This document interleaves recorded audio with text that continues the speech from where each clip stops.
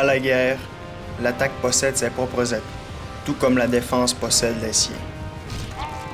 À ce sujet, nous pourrions nommer, relativement à l'attaque, l'initiative, qui permet aux joueurs attaquants de déterminer l'endroit et le lieu de l'attaque à un degré plus ou moins grand. D'autre part, nous pourrions ressortir l'effet de surprise, car l'attaque a fréquemment cette possibilité de surprendre son ennemi, quoique cela soit discutable. Du côté de la défense, nous pourrions énumérer, parmi les points forts, le fait que le premier feu lui appartienne.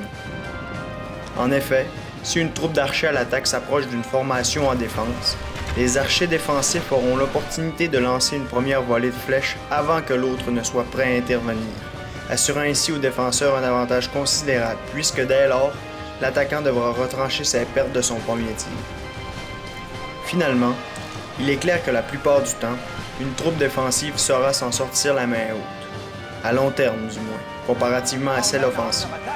C'est ainsi que dans bien des cas, la meilleure façon de gagner une bataille, c'est en forçant l'autre à nous attaquer. Nous allons maintenant voir ce que nous entendons par ceci. Profitons du moment pour préciser que nous passerons 2 épisodes par formation tactique, de sorte à présenter des différences dans son utilisation. Voilà pourquoi nous utiliserons, dans la bataille qui suit, la même formation que la semaine dernière, soit le fort.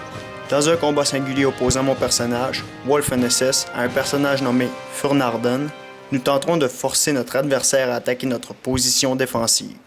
Place au combat.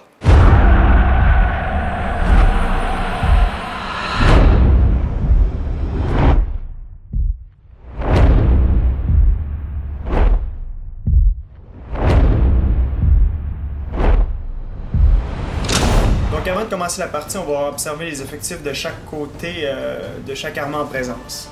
Du côté de Furnarden, mon opposant, on voit ici qu'il y a 4 troupes en avant d'arbalétriers. Il y a 4 troupes en tout de piquiers, une ici, donc de chaque côté de ses flancs, et 2 ici en avant, pour parer une charge de cavalerie éventuelle. Donc 4 piquiers, il y a 3 infanteries épéistes de défense et 3 épéistes d'attaque. Ensuite, en arrière ici, il y a 3 cavaleries. Ici, son général est là. De mon côté, on reconnaît la disposition du fort. Cependant, elle a un peu évolué. La règle aujourd'hui a été déterminée entre moi et mon opposant que c'est maximum 3 cavaleries. Donc nous avons 3 cavaleries, ce qui fait en sorte que la disposition de mon armée et dans mon choix, tout a changé. Donc, on va regarder qu'est-ce que j'ai. En tout, j'ai 6 troupes de missiles, 2 arbalétriers en avant ici, juste là, et 4 archers juste derrière. Donc 6 en tout, j'en ai 2 de plus que mon opposant. J'ai 3 troupes de cavalerie, 2 sur mon côté gauche et 1 sur mon côté droit. J'ai 4 troupes de piques, 3 ici avec des longues piques qui vont former dans le fond le front, et une derrière pour mon arrière-garde pour venir parer une éventuelle attaque de cavalerie par derrière. Ensuite, j'ai 4 troupes de défense, d'épéistes de défense, et mon général qui est juste ici. Donc on va appuyer immédiatement sur Play. Donc la première action que je vais faire, c'est envoyer mes troupes de cavaliers sur les flancs. Ce qui va faire en sorte de venir protéger toute attaque éventuelle de sa cavalerie. Si je vois sa cavalerie qui approche, je vais juste ramener mes troupes. Mais si sa cavalerie approche pour venir attaquer, admettons, mes archers, je lance mes 3 cavaleries sur ces derniers. Ça m'étonnerait qu'il apporte son général. Si c'est le cas, tant mieux pour moi.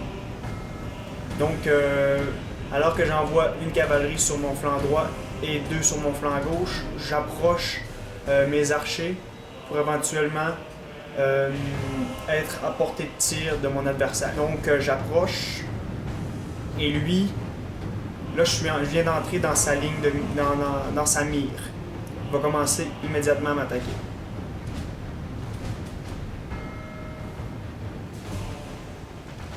Et voilà, donc il a commencé, et moi aussi. Donc moi, mon but premier, c'est vraiment de venir détruire sa force à distance. Donc, c'est-à-dire ces 4 troupes d'arbalétriers. J'aurais pas vraiment beaucoup de difficultés avec mes 6 troupes d'archers. Cependant, il faut que je me dépêche, j'ai pas de temps à perdre, puis pas tout est gagné. Ça, c'est clair. Un des gestes que je vais faire, c'est venir le menacer avec ma cavalerie. Lui, il va répondre en déplaçant toute son armée pour venir me bloquer, comme on voit. Et moi, je rebrousse chemin, je vois que c'est carrément impossible. Il est venu me bloquer. Donc, j'envoie une fois de plus ma cavalerie, mais cette fois, je vais réussir à attaquer une de ses troupes d'archers. Et voilà. Ça vient vraiment lui faire mal. Lui envoie ses piquiers, mais trop tard. Il ne m'a pas vu venir avant.